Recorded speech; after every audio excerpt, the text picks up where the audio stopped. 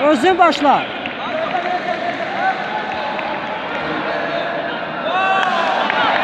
Молодец, красавчик. Ada. Çıkıp böyle de. Salon altına sağ altına. Fırat altına sağ. Fırat altına sağ.